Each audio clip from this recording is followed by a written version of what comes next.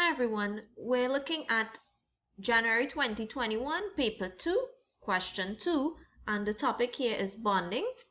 The question starts off by talking about R and S are two allotropes of carbon.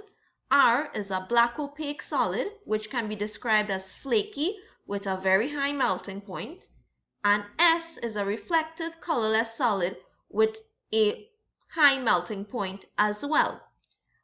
Part 1 starts off with define the term allotrope. We will look at the answer. It says allotropes are different forms of the same element in the same physical state where allotropes have different physical properties but identical chemical properties. Right, so you have to take note that it is the same element. They must be in the same physical state.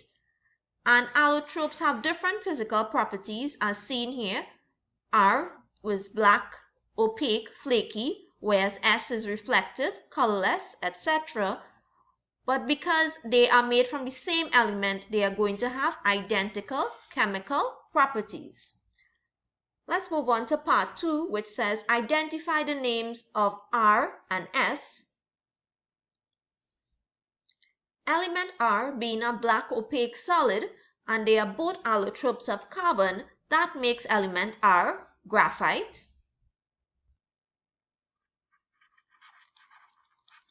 And the other allotrope of carbon would be diamond.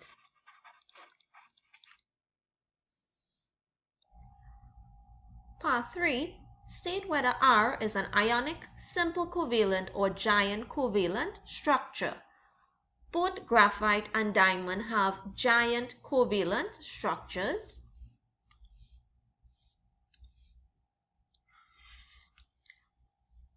Part 4, in the space below, you are asked to sketch the structure of R using a solid line to represent the strong bond and dotted lines to represent weak bonds.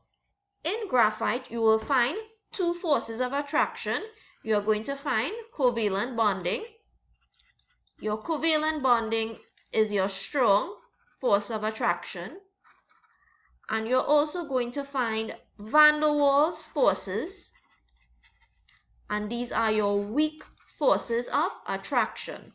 Now here in the structure of graphite, you will see that there are carbon atoms. The carbon atoms are arranged in hexagonal rings.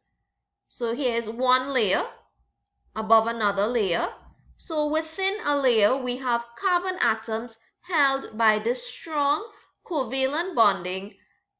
And between the layers, you are going to find your weak forces, which are your weak van der Waals forces of attraction. So once again, in the structure of graphite, we are going to find hexagonal layers of carbon atoms held by strong covalent bonding, where these layers of carbon atoms are held together by weak forces of attraction called van der Waals forces. In this question, 3 marks are assigned to the drawing. You are going to draw the hexagonal rings of carbon atoms, and you are going to label your hexagonal rings of carbon atoms with the term strong covalent bonding by pointing to a bond between 2 carbon atoms. You have to make sure to draw a layer above and a layer below. And the reason for that is to show the weak forces of attraction between the layers. You are also supposed to label the weak forces between the layers. You can also call them weak van der Waals forces. Right, so make sure you're going to call them strong covalent bonding and weak van der Waals forces. We always refer to a force by whether it is weak or strong. And you have to label these forces. So 1 mark will go towards labeling strong covalent bonding, 1 towards labeling weak van der Waals forces, and the 3rd mark will go towards your drawing where you have shown hexagonal rings of carbon atoms in the layers above and below, as well as the dotted lines to show the weak van der Waals forces of attraction. Let us move on to part 5, which says or asks, explain why R, and remember R is graphite. So we want to know, why does graphite conduct electricity and diamond does not conduct electricity? Keep in mind here that in order for a substance to conduct electricity, it must contain some sort of mobile charge carriers. There are two types of particles that can conduct an electric current, one being an ion and the second being an electron. So between graphite and diamond, graphite contains some sort of mobile electrons which can conduct an electric current, and this would mean by proxy or by default, S does not conduct electricity because it does not contain any mobile charge carriers, that is, any mobile or free electrons. Now that we understand that we need free mobile charge carriers in order to conduct an electric current, let us explain why graphite has those free mobile electrons and diamond does not. So in graphite, we say that each carbon atom is covalently bonded to 3 others,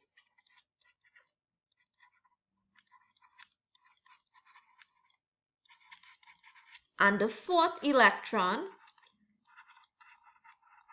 is free to conduct an electric current.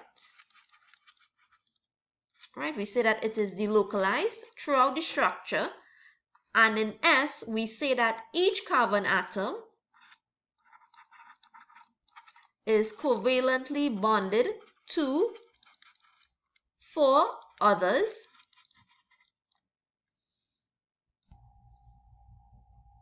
and as such there are no free mobile electrons present to conduct an electric current.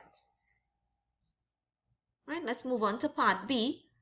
Another solid T, it's white in color, it has a high melting point, it conducts electricity when molten but not in the solid state. Because T has a high melting point, it is definitely not simple molecular substances which have low melting points. It can conduct electricity when molten but not in a solid state. So that rules it out as being graphite, as graphite is mentioned in the question before. So this means by a process of elimination or by understanding, T is supposed to be an ionic substance.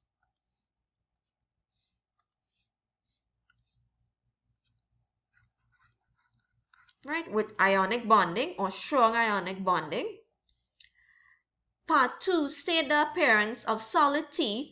Because T is an ionic substance, it is an ionic crystal, it is going to have a crystalline appearance, or it is going to have a crystalline lattice appearance.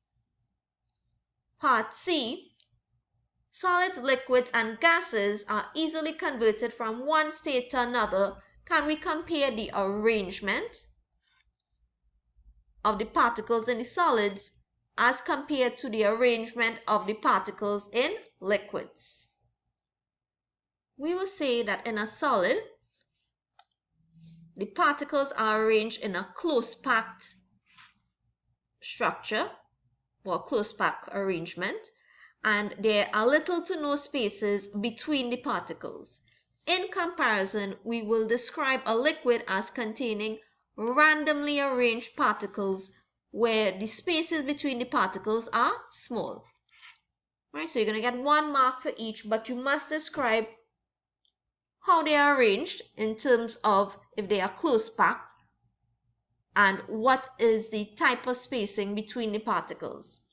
Part 2, when iodine is heated, it says a purple gas is evolved.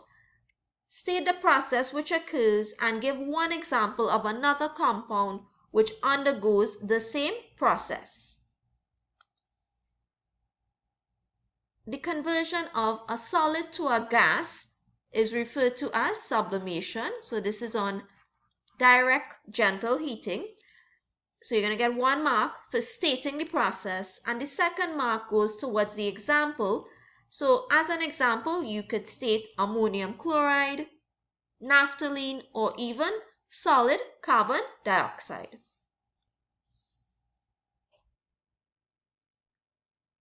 And that's the end of the question.